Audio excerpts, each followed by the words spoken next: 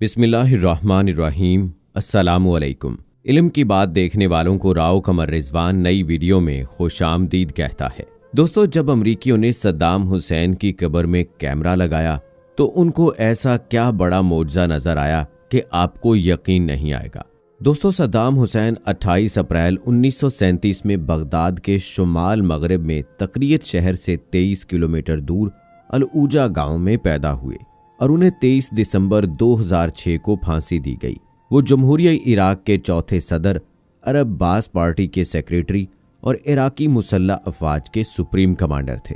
सद्दाम हुसैन को जिलहज की 10वीं यानी ईद उल अजहा के दिन फजर के वक्त फांसी दे दी गई। दोस्तों, इसी हवाले से कुछ सोशल मीडिया पर वीडियोस गर्दिश कर रही हैं जिसमें बताया जा रहा है कि सदर सद्दाम हुसैन को फांसी दिए जाने के बाद एक अमरीकी ने इराक के कुछ गद्दारों के साथ मुआहदा करते हुए कब्र के अंदर कैमरा लगाने की कोशिश की। ये अमरीकी शख्स पहले ही कब्र के अंदर कैमरा लगाने में कामयाब हो गया था।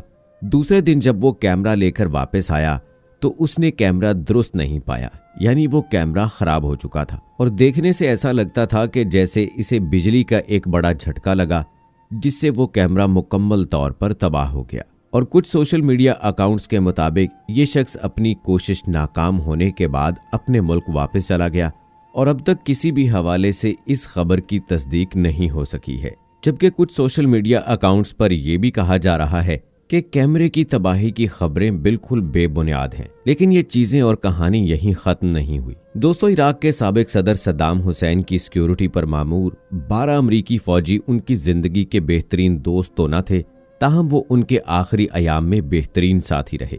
ये 551 मिलिट्री पुलिस कंपनियों से मुंतखब हुए थे और इन्हें सुपर 12 कहा जाता है। इन मुहाफिजों में से एक बार्डन वर्पर थे, जिन्होंने दी प्रिजनर इन हिज पैलेस किताब लिखी, जिसमें उन्होंने सद्दाम हुसैन की जिंदगी के आखिरी दिनों के बारे में लिखा। बार्डन वर्पर का कहना है कि जब सद्दाम हुसैन को फांसी देने वाले अहलकारों के सुपुर्द किया जा रहा था तो उनके तमाम मुहाफिजों की आंखों में आंसू थे। अपने एक साथी का हवाला देते हुए किताब के मुसन्निफ बार्डन ने लिखा कि हमने सद्दाम को कभी भी नफ्सियाती मरीज और कातिल के तौर पर नहीं देखा, हम उसे ग्रैंडफादर के तौर पर देखते थे। वो कहते हैं कि सद्दाम अपने आखिरी दिनों में अपनी कीमती एक्सरसाइज बाइक, जिसे वो पोनी कहते थे, पर भी बैठा करते थे। वो मीठा खाने के बहुत शौकीन थे और हर वक्त उन्हें मुनफरिद खाने का दिल करता था। बार्डन वर्पर कहते हैं कि आखिरी अयाम में सद्दाम का दूसरों के साथ रवैया बहुत नरम था और उन्होंने ये तासुर नहीं छोड़ा कि वो बहुत जालिम हुक्मरान थे। सद्दाम को सिगार पीने का बहुत शौक था, जिसे वो अपने पास रखा करते थे। वो कहते हैं कि उन्हें सिगार का इस्तेमाल फिडेल कास्त्रो ने सिखाया था। उन्हें बागबानी का भी बहुत शौक था। वो अपने कैद खाने के गिर्द मौजूद बिखरी हुई झाड़ियों को खूबसूरत फूलों के तौर पर लेते थे। सद्दाम अपनी खुराक के हवाले से भी बहुत हसास थे। नाश्ते में पहले आमलेट, फिर मुफज्जज और फिर ताज़ा फल खाते थे। लेकिन अगर आमलेट कहीं से भी टूट जाता तो वो उसे खाने से इनकार कर देते थे। बार्डन वर्पर कहते हैं कि सद्दाम ने एक बार अपने बेटे के हवाले से एक वाकया सुनाया कि एक दिन सद्दाम के बेटे अदे की पार्टी में बहुत से लोग जख्मी और हलाक हो गए। सद्दाम ने गुस्से में हुक्म दिया कि अदे की तमाम गाड़ियों को आग लगा दी जाए। सद्दाम कहते हैं कि उन्होंने बेटे की तमाम कीमती गाड़ियां, जिनमें फरारी, पोर्शे भी शामिल थीं, को जलाए जाने के मनाजर देखे। एक बार एक अमरीकी सिपाही जो कि सद्दाम की हिफाजत पर मामूर थे, उन्हें अपने भाई की मौत के बारे में बताया तो जवाब में सद्दाम ने कहा कि तुम मुझे आज से अपना भाई समझो। उन्होंने एक दूसरे मुहाफिज से कहा कि अगर मुझे मेरे अपने पैसे को इस्तेमाल करने की इजाजत मिले तो मैं तुम्हारे बेटे की तालीम के अखराजात अदा करने के लिए तैयार हूँ। मुसन्निफ का कहना है कि एक शब हमने देखा कि एक 20 साला सिपाही डोसन अपने साइज से बड़ा सूट पहनकर घूम रहा था। बाद में पता चला कि सद्दाम हुसैन की जानिब से तोहफे में दिया गया सूट पहन रखा था। बार्डन वर्पर लिखते हैं कि बहुत दिन तक हम डोसन का मजाक उड़ाते रहे, लेकिन उसने फिर भी सूट पहने रखा और जब वो चलता था तो ऐसे लगता था कि वो फैशन शो में कैटवॉक कर रहा है। अगरचे सद्दाम के मुहाफिजों को हुक्म दिया गया था कि वो इससे करीब ना जाएं, लेकिन जैसे जैसे वक्त गुजरता गया मुहाफिजों की सद्दाम से दोस्ती बढ़ती गई। मुकदमे के दौरान सद्दाम हुसैन को 2 जेलों में रखा गया था। पहली जेल बगदाद में मौजूद इंटरनेशनल ट्रिब्यूनल का तहखाना और दूसरी शुमाली बगदाद में मौजूद उनका महल थी। ये महल एक जजीरे पर था जिस तक पहुंचने के लिए पुल का इस्तेमाल किया जाता था। बॉर्डन वर्पर कहते हैं कि हमने सद्दाम को इससे ज्यादा नहीं दिया जिसके वो हकदार थे, लेकिन हमने कभी भी उनकी तज़हीक नहीं की। स्टीव और क्रिस समेत दीगर मुहाफिजों ने स्टोर रूम को सद्दाम का दफ्तर बनाने की कोशिश की और मंसूबा ये था कि सद्दाम को सरप्राइज दिया जाए। स्टोर रूम में पड़े सामान से चमड़े की एक कुर्सी और एक छोटी सी मेज को निकाला और मेज पर एक छोटा सा झंडा रख दिया गया। ये सब इसलिए किया गया ताकि हम ऑफिस का एक माहौल पैदा कर सकें। और जैसे ही सद्दाम कमरे में दाखिल हुए, एक सिपाही ने मेज की गर्द साफ करनी शुरू कर दी। ये देखकर सद्दाम ऊंची आवाज में हंसने लगे और कुर्सी पर बैठ गए। उनकी सिक्योरिटी पर मामूर सिपाही उनके सामने कुर्सी पर बैठ गए।